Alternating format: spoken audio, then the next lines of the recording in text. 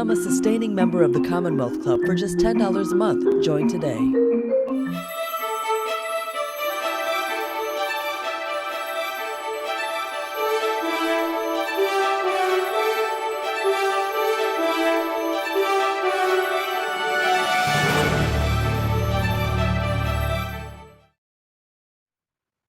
Hello and welcome. Thank you for joining us today for a lively, intimate discussion of the Judy Chicago Retrospective Exhibition, currently showing at the San Francisco Fine Arts Museum. My name is Robert Milton. I'm the co-chair for the member-led arts forum for the Commonwealth Club. I will be your moderator of today's talk. The presentation will be given by Victoria Kirby, who is a docent at the Fine Arts Museum, San Francisco. Her presentation will explore Chicago's full bodies of works from the early beginnings to her current works, which addresses mortality and environmental issues. Adding to the conversation, we have Deborah Reebok, a barrier visual artist, a photo philanthropist, and who gives talks on focusing on 20th and 21st century women artists. At the end of the program, we have time for Q&A, so have your questions ready. Thank you, Victoria, and thank you, Deborah, for joining us. How are you guys? Great. Good. Excited about the talk today? Always excited about Judy Chicago. Yeah, she's a big figure in the art world, I tell you that.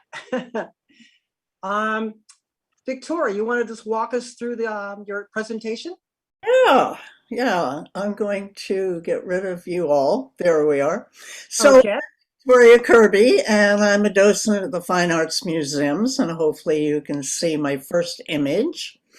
And I saw Judy Chicago's first, I would say, famous work, The Dinner Party, in 1979 at the Old Museum of Modern Art in San Francisco. And I was blown away. I was then surprised to see this photo many years later and realize she has done so many artworks exploring different motifs, subject matter, and media. She is far more than her iconic dinner party. I'll touch on some of them. She has also written many books. In this talk, I'll call her Judy until she changes her last name. During her 60-plus year career, she became respected and known in pop culture as an artist, writer, teacher, feminist, and humanist. But Judy has had a rocky reputation in the art world. Throughout her career, the 82-year-old artist has been both celebrated and maligned for her work across media that challenges notions about gender and the role of women in history.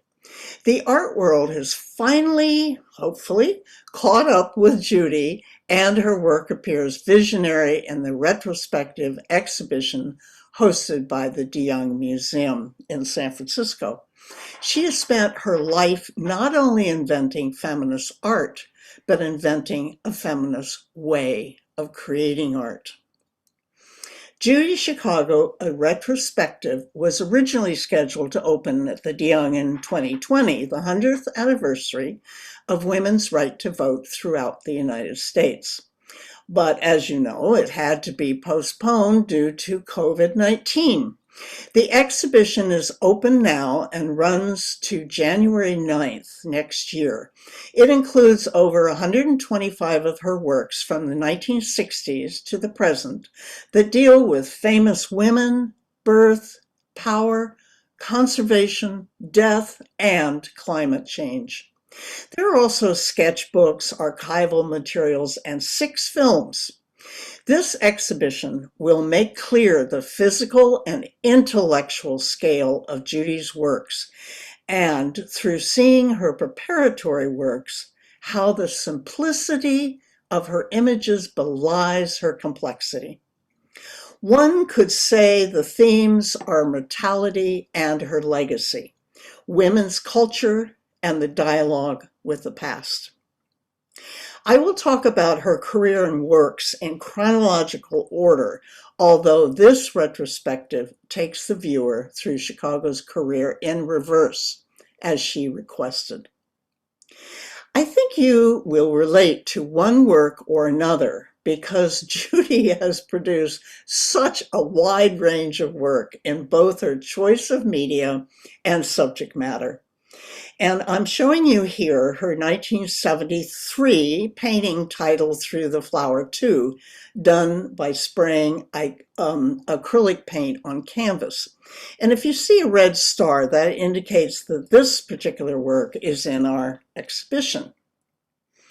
Judy was born in 1939 as Judith Sylvia Cohen to author and Mary Cohen in Chicago. Her mother, holding Judy, was a dancer before becoming a medical secretary, and her father, wearing a large hat, was a Marxist and labor organizer during the McCarthy era.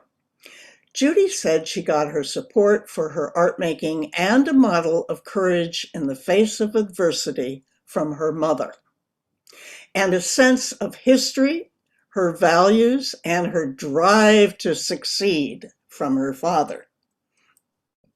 Growing up in a liberal household shaped much of Judy's beliefs, but it also caused trouble. Her father was heavily investigated.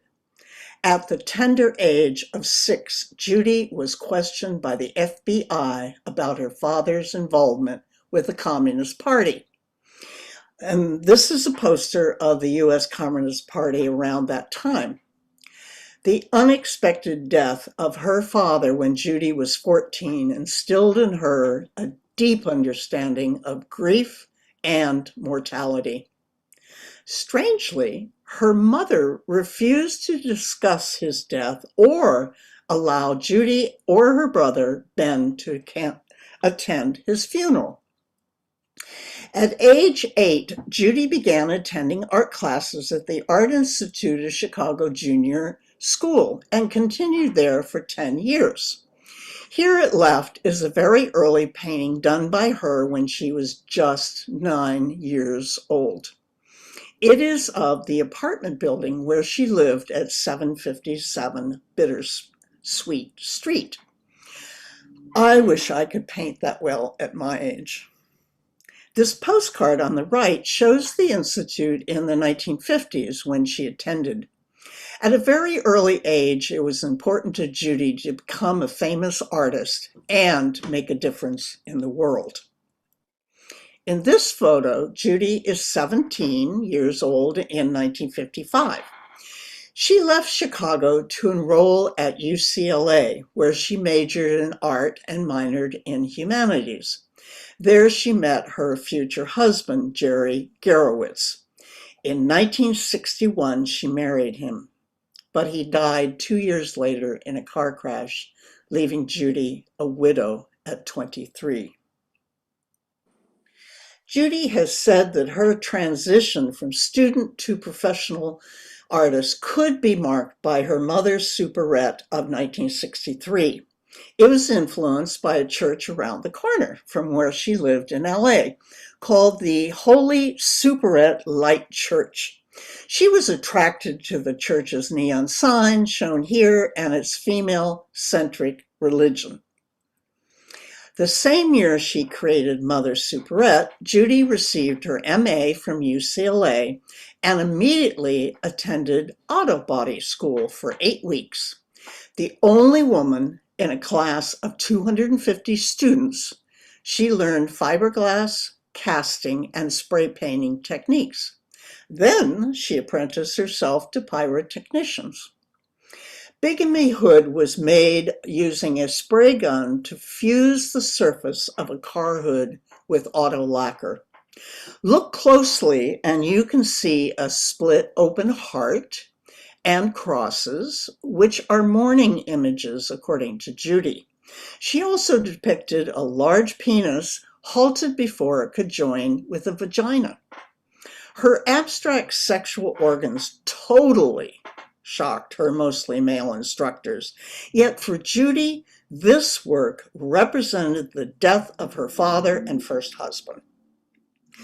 Judy was so discouraged by the shrieks of horror from her UCLA painting professors and the small emerging male-dominated art scene in LA that she stopped working on her car hood series until much later.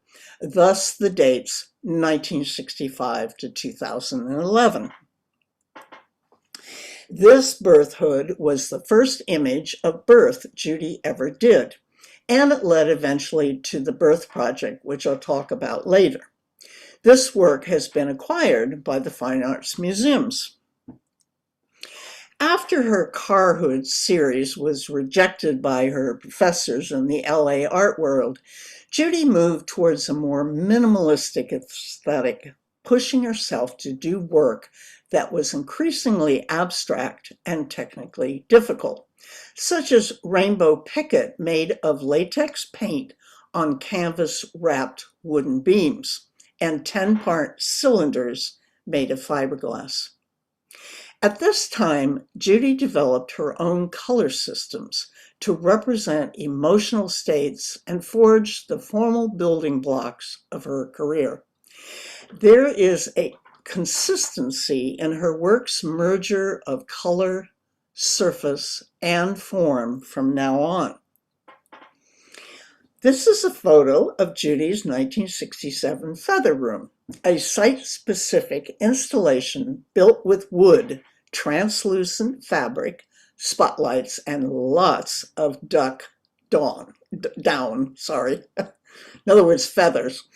Installation art came to prominence in the 1970s, and Judy was at the forefront of this movement, creating many works that could fit into installation art. The Feather Room was an immersive environment. I would love to have experienced this soft world. That same year, Judy worked collaboratively for the first time, a method she valued and used again and again as her projects got bigger and more complex. With 2 collaborators, she installed 2 dry ice environments. Several tons of dry ice blocks were stacked together to form walls and walkways.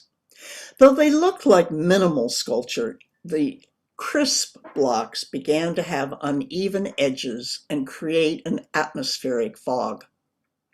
Can you think of who else used feathers and ice in one year?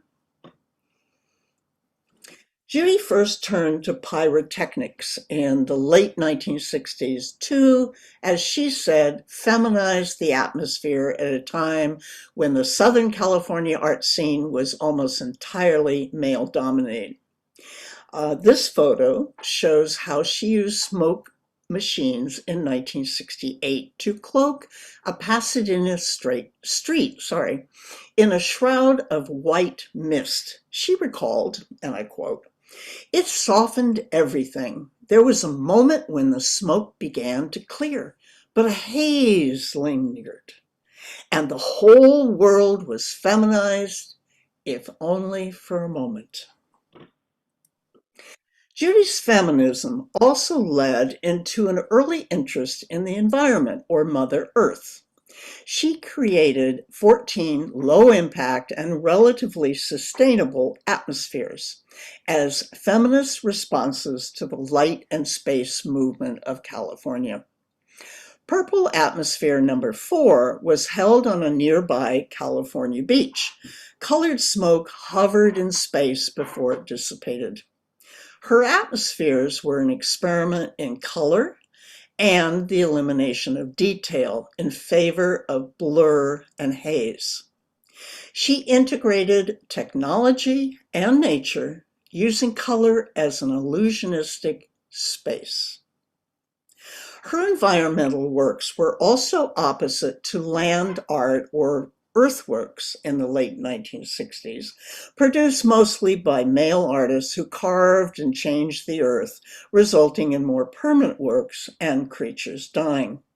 Whereas Judy's atmospheres disappeared almost immediately. Judy will present Forever DeYoung, an atmosphere open-air performance in front of the DeYoung's main entrance on October 16th at 5 p.m., weather permitting. Now, I hope you enjoy this video.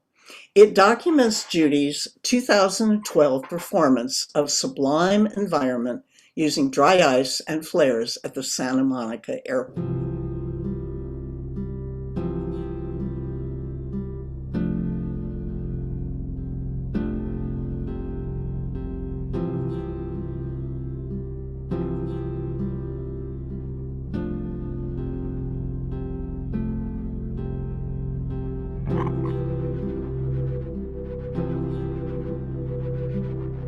Her husband?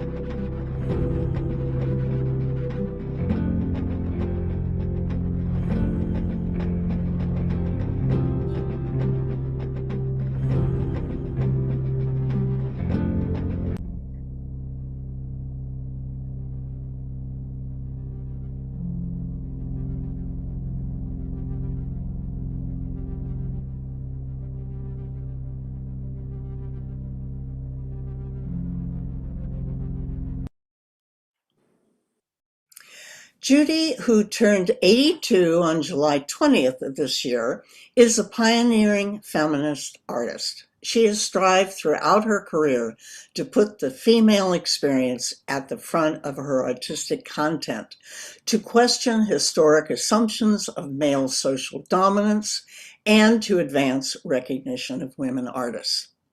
I've mentioned feminism several times in relation to Judy and her work, and let's hear directly from her.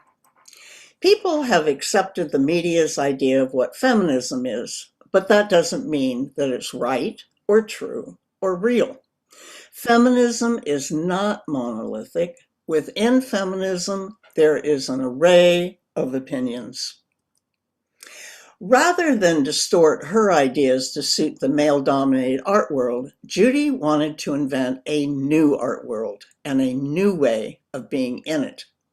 In 1970, on an Artform magazine ad for her one-woman exhibition, she wrote, "Judy hereby divests herself of all names imposed upon her through male social dominance and freely chooses her own name, Judy Chicago." Perhaps Judy chose Chicago because her gallery owner had given her that nickname due to her strong Windy City accent, and the name suited her tough and aggressive stance. She was also born there, of course. Artform's full-page ad also included Chicago's posing in the boxing ring where Muhammad Ali had once trained, a spoof on the brawny posters of LA male artists. In the 1970 ad, the gallery owner, Jack Glenn, posed as a manager at the left. A friend of Judy's, or Chicago, I should say, poses alongside her. Chicago's expression is confrontational and cocksure. In 2018, the New York Times cover recreated the scene with Chicago now leaning on the ropes. Chicago did a lot of research into women's history, including the practice of sati in India, where widows were forced to throw themselves into the flames of their husband's funeral fire, a ritual that was finally banned in 1861 by Queen Victoria. This iconic photo is of Chicago's immolation number 4 that took place in the California desert. Works like this were based on Chicago's concerns about war and the environment, as well as women's rituals and the worship of goddess figures. Chicago's teaching assistant at the time, Faith Wilding, with a gray tinted body, assumes the pose of Buddhist monks who set themselves alight protesting the Vietnam War. A Judy Chicago quote, "Do I wish we lived in a world where gender didn't figure so prominently? Of course. Do I even think about myself as a woman when I go to make art? Of course not." The lack of women's studies spurred Chicago to start a feminist program at Fresno State University in 1970, then moved it to CalArts in 1972, where she team taught with the pioneer of feminist art, Miriam Schapiro. Chicago and Schapiro created with their students Woman House, a collaborative installation that transformed an abandoned building into a house representative of women's experiences. Chicago explained about creating Woman House.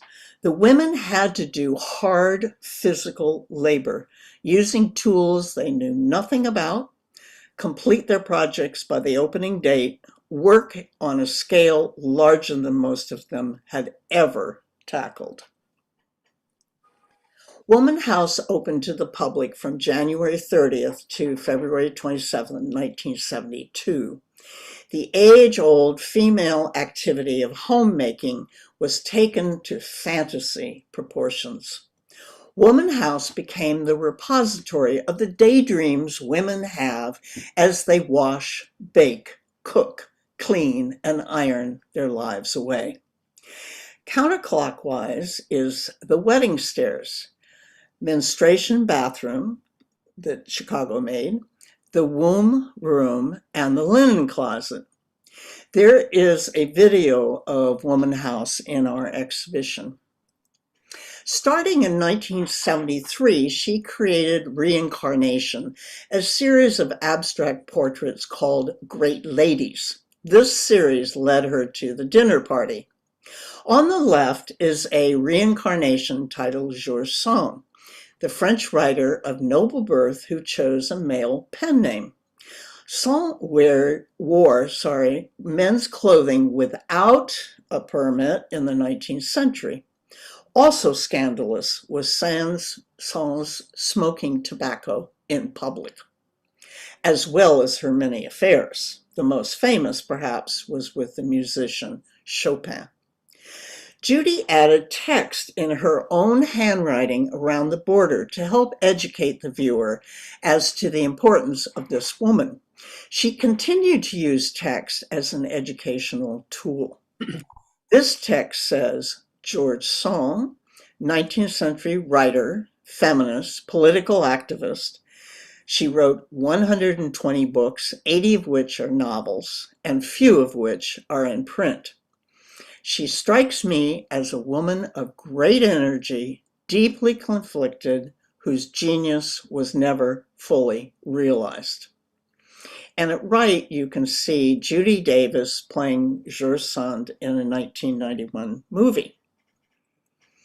Chicago gained her first fame with The Dinner Party, an enormous installation with a triangular table set for a feast for 39 mythical and historically important women.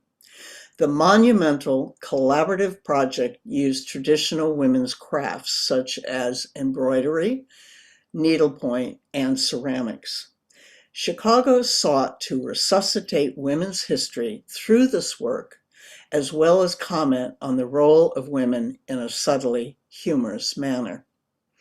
Our exhibition has many preparatory works and a documentary video that show the process of creating the dinner party, as well as a video tour of the installation. When the dinner party opened in San Francisco's Museum of Modern Art in March of 1979, the lines were so long that the museum introduced time ticketing for the first time, and revenues were such that the gift shop acquired a new cash register, nicknaming it Judy. And it's amazing how many people that have listened to my talks had been there. So thus the lines, I guess. Anyway, feminist programs and activities accompanied the opening, marking the first time a mainstream museum opened its doors to feminist culture. The dinner party fills a very large room since the triangular table measures 48 feet on each side. In addition to the 39 place settings, there are 999 notable women's names on the tiled floor surrounded by the triangular table. This photo shows some of the numerous volunteers who worked on the project, and also Judy was also unpaid. According to Chicago, and I quote, "The dinner party was my concept. Everyone worked on my images. What I've tried to do is create a space for people to find their own voices within the structure of my collaborative process. The purpose of the collaboration was to make art beyond what I could make on my own." And as I said, she often used other people to help create her works. Each place setting features a table runner embroidered with a woman's name and images or symbols relating to her accomplishments, plus a napkin, utensils, a goblet, and a plate. Chronologically, the 39 plates start flat, such as the Queen of Egypt at left, then begin to emerge in higher relief as they get closer to our time, such as the one for author Virginia Woolf, shown at right. The 3D qualities are meant to represent modern woman's gradual independence and equality. The butterfly vagina imagery continues to be both highly criticized and esteemed. Many political conservatives criticized the dinner party, calling it ceramic 3D pornography and weird sexual art. Now, some feminists also found the imagery problematic because of its passive nature. However, the work fits into the feminist movement of the 1970s, which glorified and focused on the female body. Chicago made studies for each plate. Here is her study for the Virginia Woolf plate and one of Virginia Woolf's test plates. Rippling out from the tiny centers of her plates, in Judy's words, and I quote, "is the insistence that female sexuality is to be celebrated and embraced, not hidden away, excised, or despised," unquote.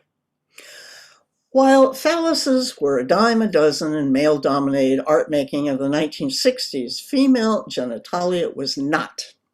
So it's not surprising that Chicago received criticism for celebrating the vagina and the vulva in her work.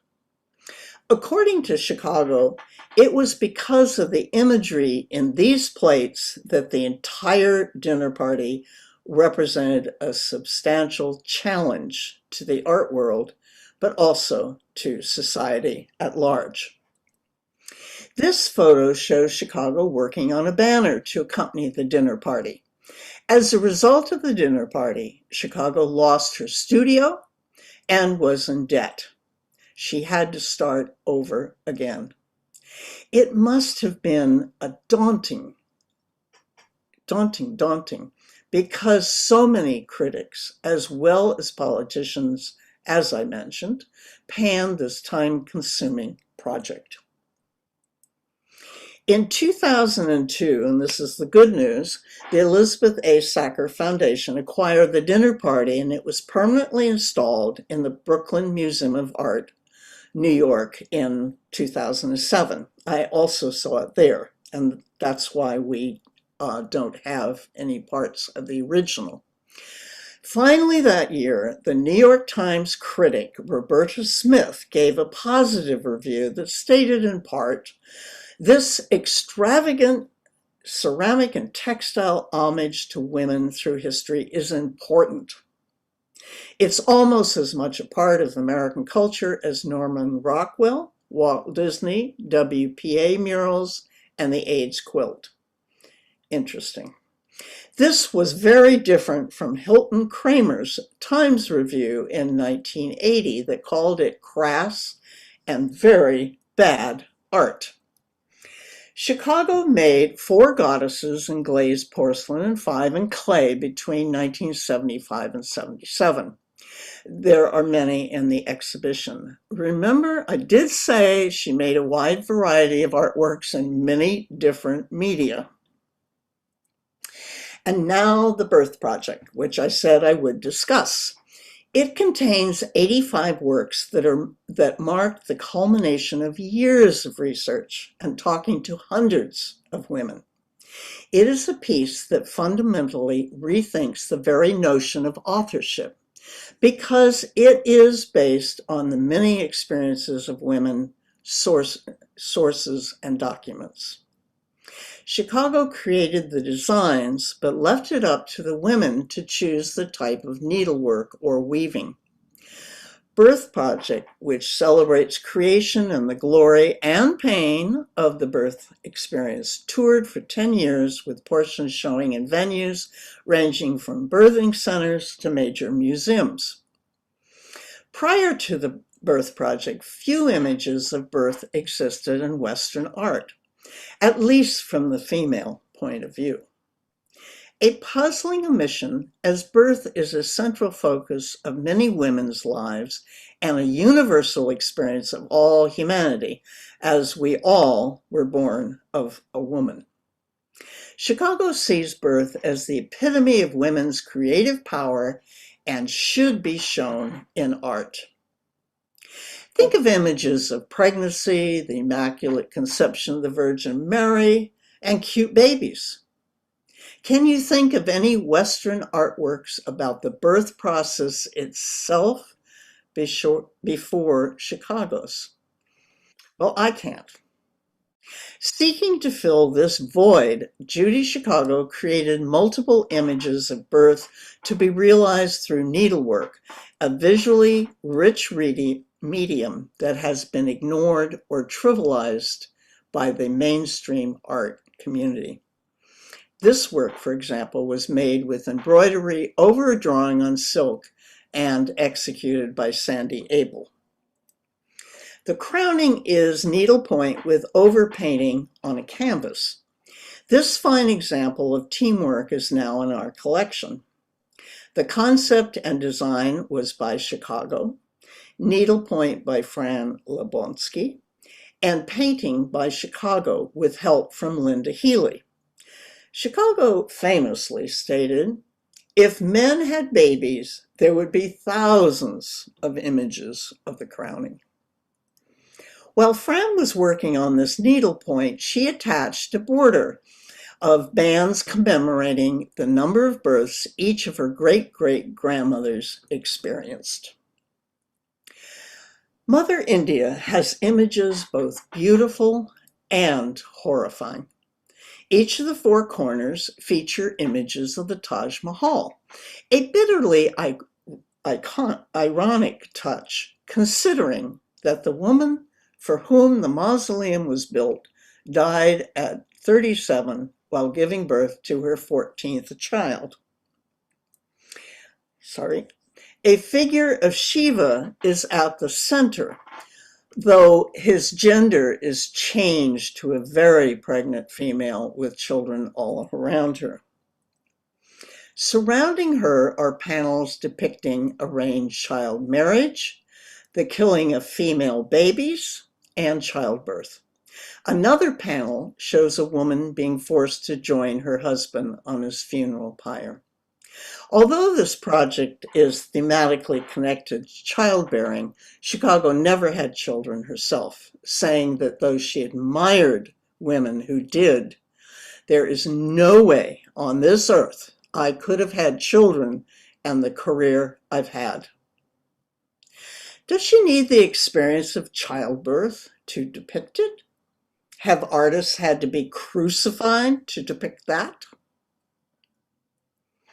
Chicago's next project was Power Play, a series examining the social construct of masculinity in drawings, paintings, sculptures, weavings, cast paper, and bronze. Chicago got interested in the idea of masculinity before the existence of gender and masculinity studies. She went to the library and looked up gender, and the only thing that came up was women, as if only women have gender. Throughout Western history, men have been seen as the head of everything, including creation. Think of Michelangelo's creation mural in the Sistine Chapel, in which a male god creates man with the touch of a finger. Chicago is quick to point out that this image still calls to mind the current epidemic of mass shootings. In this work, a blindfolded male rides a woman while strenuously pulling her hair. The strands tightly held in his hands resemble reins or marionette strings. Notice the luminous flow is issuing from her breast. This photo of Chicago in the Power Play Gallery at the de Young shows how large the works are. Chicago wrote on Instagram in 2018, and I quote, "It is really sad to watch my paintings come true decades after they were made," unquote. She posted her painting of 1985, shown above, together with these photos, taken during Kavanaugh's Senate nomination hearings for the Supreme Court. Kavanaugh is in the middle, and Senators Lindsey Graham and Chuck Grassley are on either side. Chicago published her first memoir in 1975, her second in 1996, and her third came out this year. After a whirlwind romance, she married photographer Donald Woodman in 1985. When Power Play was finished, they embarked together on an 8-year project about the Holocaust. Neither of them knew much about their Jewish heritage, so they saw the 9-hour film Shoah, traveled to Israel, and toured concentration camps in Europe for several months as part of their research.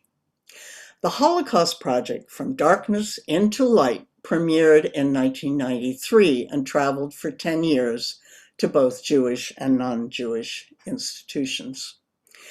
The series opens, and it's quite large, with The Fall, a tapestry woven like a medieval masterpiece by Audrey Cohen from Chicago's full-scale painted cartoon.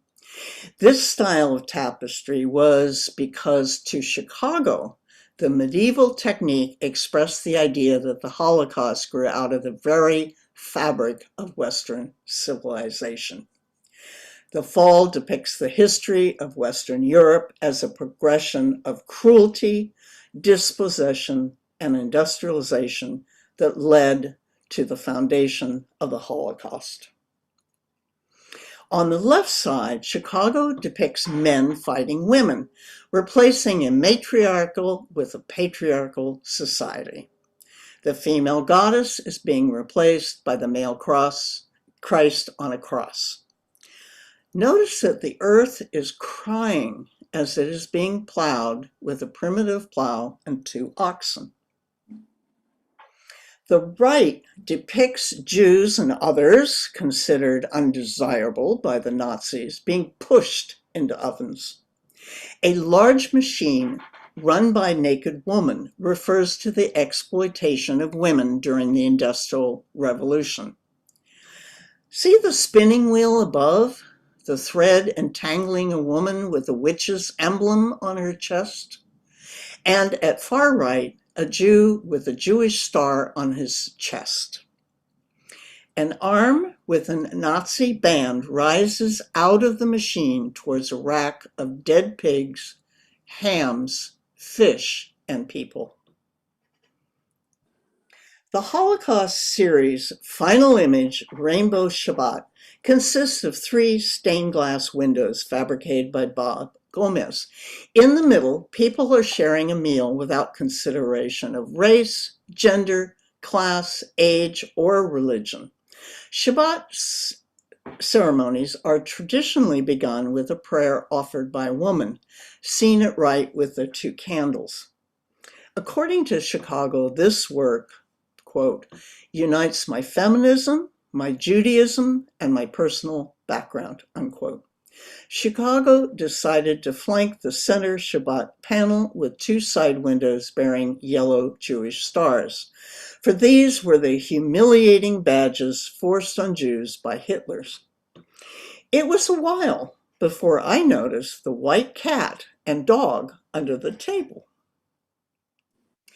Chicago combined her visual and verbal skills for a series of watercolors and text in a book based on a medieval Book of Hours. Published in 2002, Kitty City, a feline book of hours, chronicles a day in the life of Chicago woodman's household, illustrating the interactions between humans and cats. Chicago did not have any pets as a child, but she loves cats, and over the last 40 plus years, she has had a changing roster of felines in her homes. Chicago has worked also with animal rescue agencies around the country to support cat adoptions. Anyone who has had cats can relate to these 2 images from the book. My 2 cats wake me each morning around 6:30 a.m. for breakfast, and they definitely know when it's dinner time. Among the most striking images are a series subtitled Metamorphosis, in which the artist combines her own face with one of her cats. Here is Judy and her cat Poppy. When Chicago wrote and illustrated the book Kitty City, she and her husband lived with these 6 cats pictured in the book.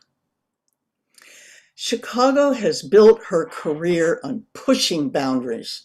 Her series, The End, A Meditation on Death and Extinction, is no exception.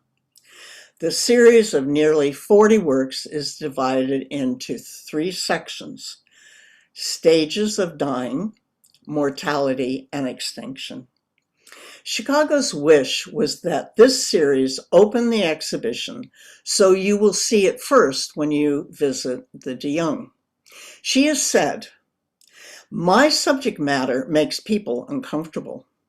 Starting with my latest work, visitors will have no choice but to confront my difficult subject matter immediately."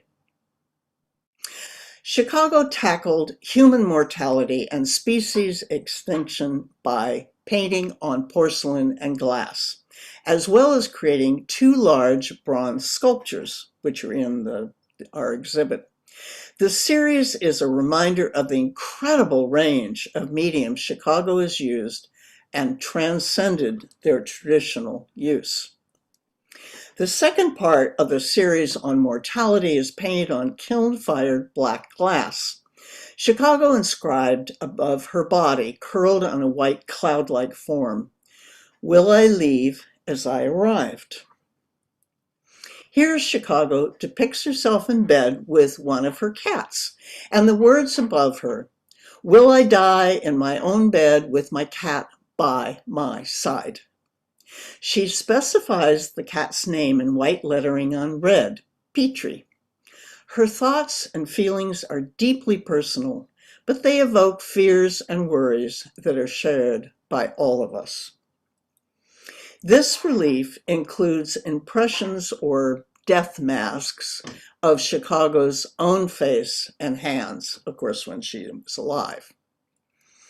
In the first 2 sections of The End, Chicago leaves space for ambiguity and interpretation, but in the Extinction section, she conveys a very clear message and purpose.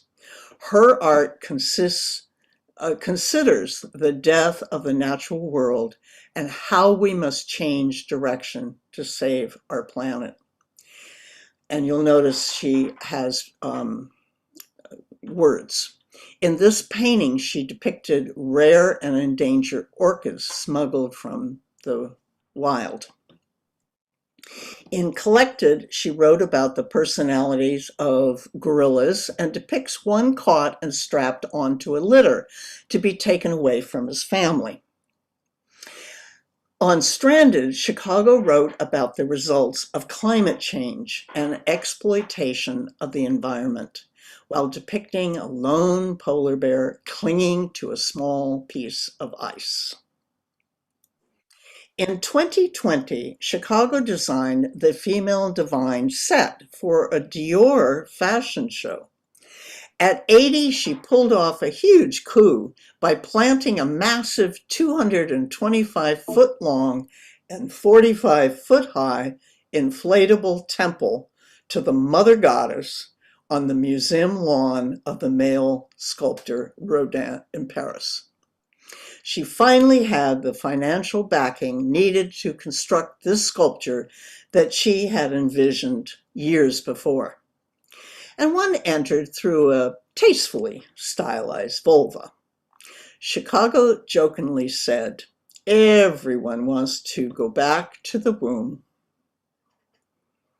Inside the highly immersive installation, banners hung with questions about how the world would look if it was run by women. The curved ceiling was mauve and the carpeting and seating were lilac. Several of the banners are hung in our exhibition. See it left, or right, actually. The guests were invited to reconsider gender roles and the subsequent power relationships that determine the way society functions as a whole. All Chicago's projects exemplify her belief that artists must take a moral stand in their work.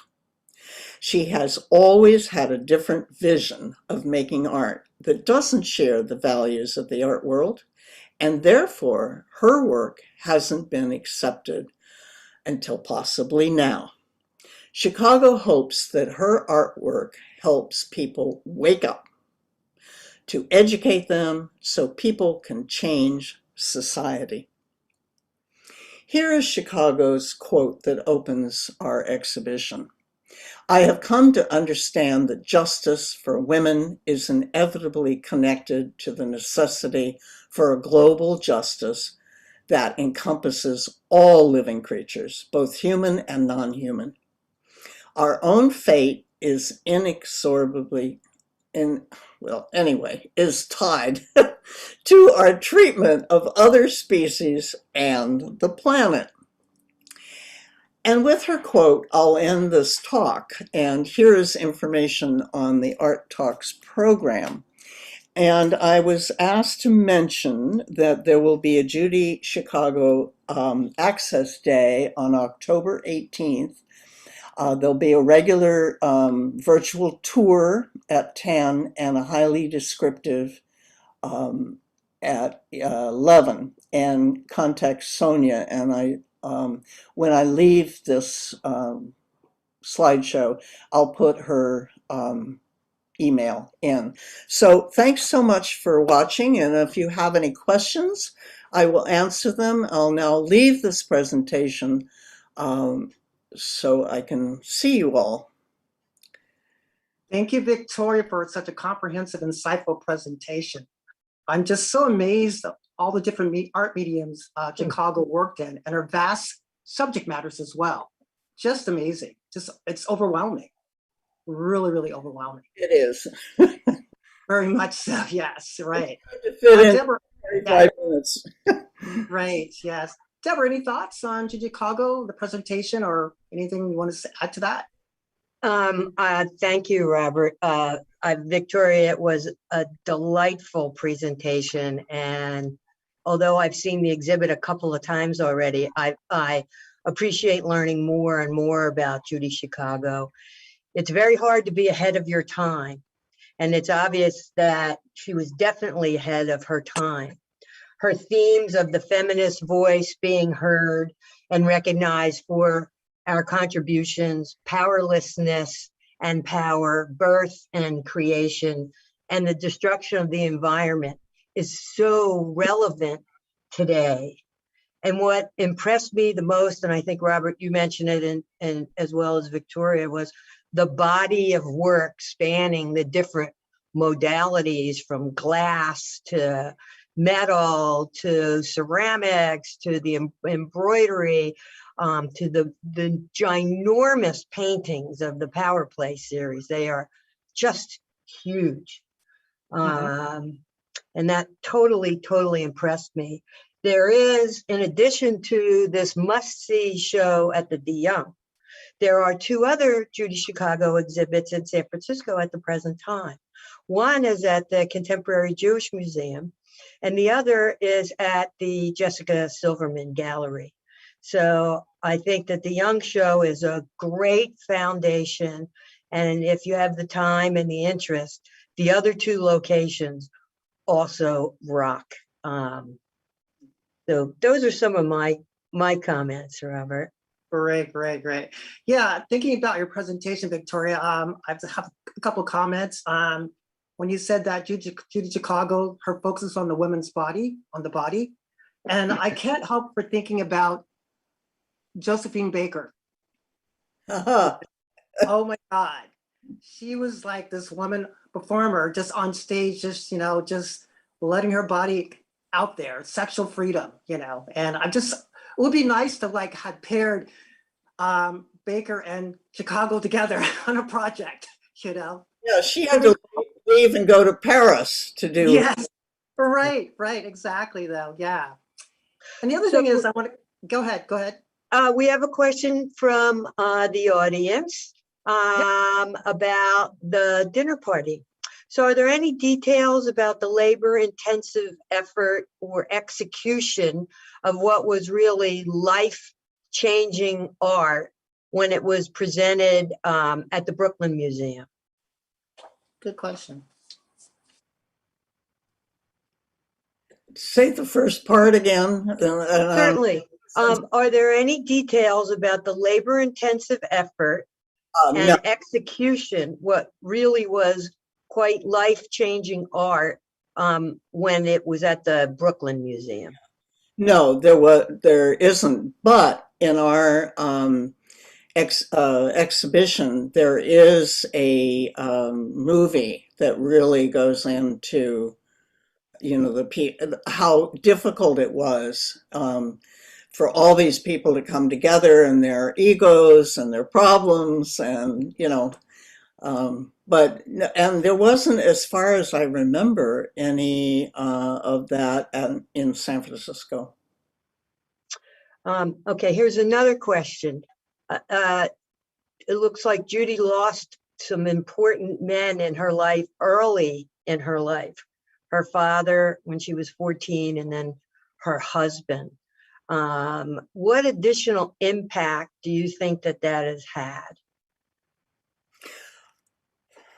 Well, I mean, as I said, she really understood mortality, and I think that pushed her,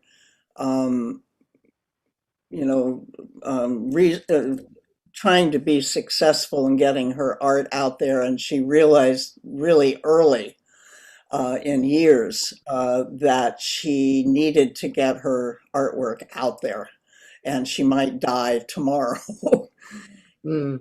It was really, she was very close to her father, and the fact that he died and she couldn't even discuss it or go to his funeral and then her first husband. And I didn't mention, but she had a second husband, and the dinner party sort of made a rift between them. So Donald Woodman is her third husband. Third time's a charm. It is in her case, yeah. Third time's a charm.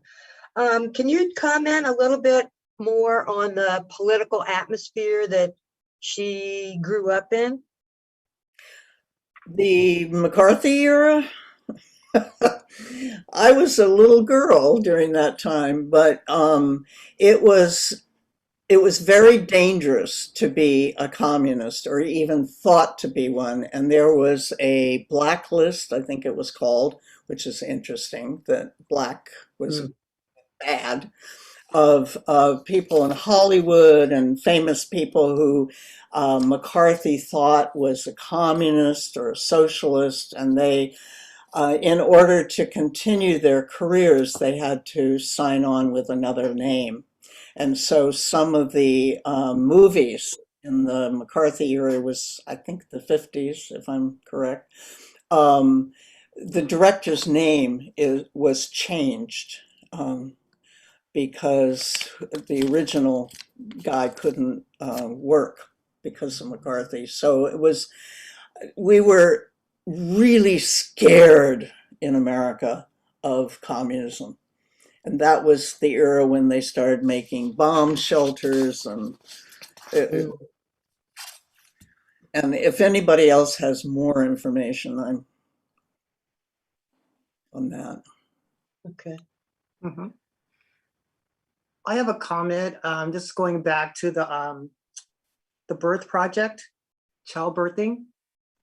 When you were talking about that, images of Frida Kahlo came to mind because I think in some of her works, she depicted her miscarriages and stuff like that.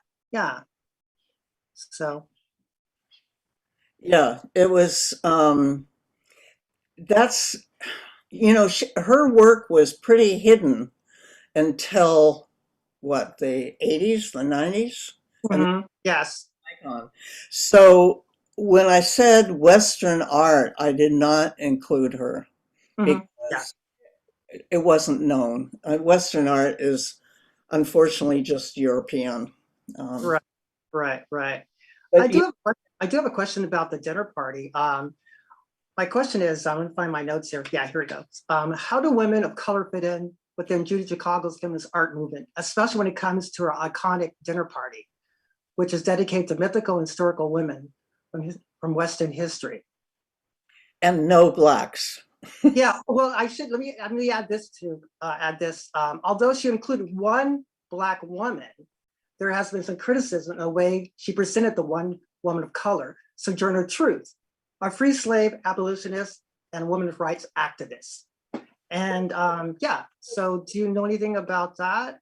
Is that a plate or a name on the tile? Do you know? Because Yeah, so basically, Alice Walker actually saw the installation, and I can just read what Alice Walker said about it, her experience. Quote, yeah. here we go. I was gratified to learn that in the dinner party, there was a place set, as it were, for Black women. The illumination came when I stood in front of it. All the other plates are creatively imagined vaginas. The Sojourner Truth plate is the only one in the collection that shows, instead of a vagina, a face. In fact, 3 faces. It occurred to me that perhaps white women feminists, no less than white women generally, cannot imagine the Black woman having vaginas. Interesting. So maybe the attitudes about the Black body, perhaps, that she's trying to get at or something. Yeah. Yeah. Well, we discussed this, Robert, earlier. At that time, all the researchers, and there were some men, and I think they were all white, women and men. Anyway, they went to libraries, and at that time, there wasn't that much. I'm really surprised because when you think about the Harlem Renaissance, there's a lot written about those, writers and performers and artists, and there was Josephine Baker, very interesting. I don't know, just brought that up, just something to chew on. Well, I went to the Black bookstore years ago, bought a history of Black performers, and it was, if I'm correct, I mean, it wasn't published until the 80s. So I don't know, Yeah, later, definitely, for instance, in the fall, the Shabbat, there is, a Black person, there's an Arab, a Chinese man, I think, or an Asian. My memory serves me. So, yeah, we white women were behind the times for a long time. A long time. But I'll have to look up that Sojourner Truth plate. Yeah, I ran across that just recently. Yeah, right. Deborah, anything else you want to add? No, I think this has been a very informative session. I do think Victoria has a point on the focus on feminism first started with white women and women of color, all colors, right, have finally started to reclaim the land, so to speak, that has been lost.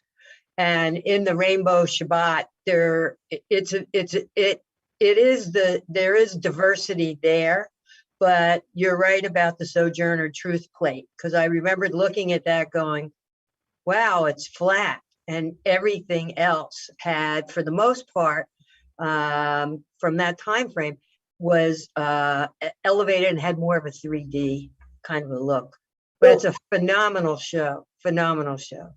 Maybe the Sojourner Truth was flat to indicate that she didn't have independence and equality, even though she was later in time than the Queen of Egypt, you know. Mhm. Could Perhaps, be, yeah. yeah. Mhm. Yeah, right.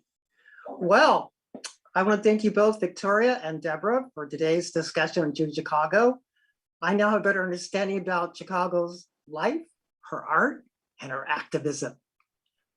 I can't wait to see the exhibition. I haven't seen it yet, but I'm definitely going to see it.